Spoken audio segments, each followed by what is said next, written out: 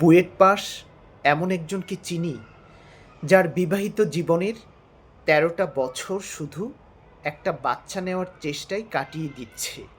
তার জীবনে সফলতা আছে, কিন্তু পূর্ণতা নেই। ব্যাংকের এজিএম এমন একজনকে চিনি যার বউ ২টা বাচ্চা রেখে আরেকজনের সাথে পালিয়ে গেছে। তার জীবনে সফলতা, পূর্ণতা সবই ছিল, কিন্তু ভালোবাসাটা কপালে জোটেনি।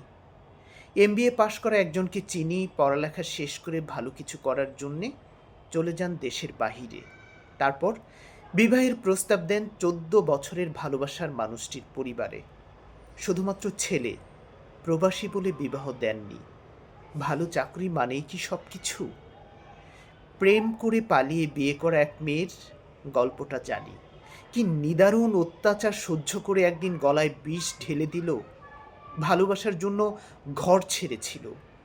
সফলতা আসেনি কখনো। দেশসেরা বিশ্ববিদ্যালয়ে পড়ুয়া মেয়েটার গল্পও জানি।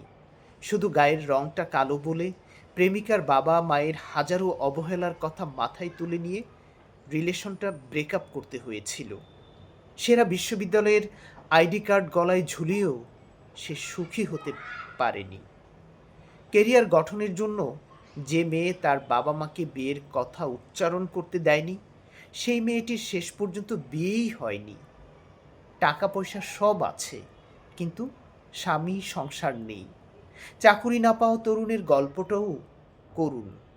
বেকার থাকার সময় প্রেমিকার বিয়ের আয়োজনটা থামাতে পারে নাই।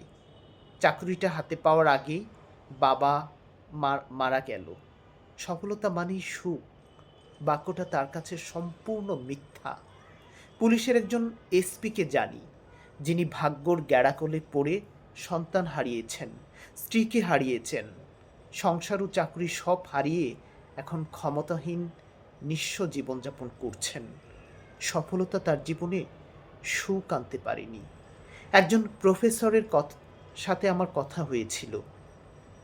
তিনি বলেছিলেন, বিবাহের ৪ বছর পর থেকে স্বামী অসুস্থ।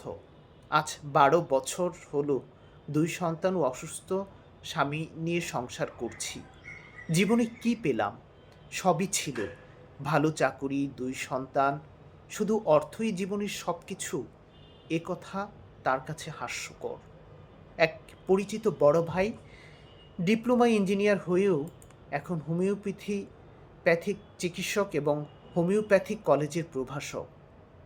একজন এমএ ফার্স্ট ক্লাস ১৬তম, এলএলবি পাশ করেও ওকালতি প্র্যাকটিস ও কলেজের প্রভাষক পদ ছেড়ে প্রাথমিক বিদ্যালয়ের সহকারী শিক্ষক। আসলে জগতে কে সুখে আছে? টাকাই সুখ দিয়েছে কয়জনকে? জীবনের সফলতা মানেই কি সুখ? একটা জীবনে সুখী হয়ে মারা গেছেন কজন? সুখী দেখেছিলাম আমার এলাকার নসু পাগলাকে। সে একবেলা পেট ভরে খেয়ে কি আয়েসি হাসিটাই না হেসেছিল। শুধু ভরা পেটেই যে সুখে থাকতে পারে, তার চেয়ে সুখী আর কেউ নাই। আমরা যারা মানুষ, তাদের মন ভরে সুখ কখনো আসে না। আমরা কখনো পরিপূর্ণভাবে সুখী হতে পারি না। বাস্তবতা বড় ফ্যাকাশে, স্বপ্নের মতো রঙিন হয় না। একটা সুখের জন্য অনেক কিছুর দরকার নেই। চলুন আমরা মনটাকে একটু ভালো করি, ক্ষমতা ও অর্থের দম্ভ থেকে সরে আসি। হিংসা, লোভ, স্বার্থপরতা ত্যাগ করি। সৃষ্টিকর্তার তরে নিজেকে সঁপে দেই, আর কাউকে না ঠকাই। আমাদের জীবন সুখের হবে।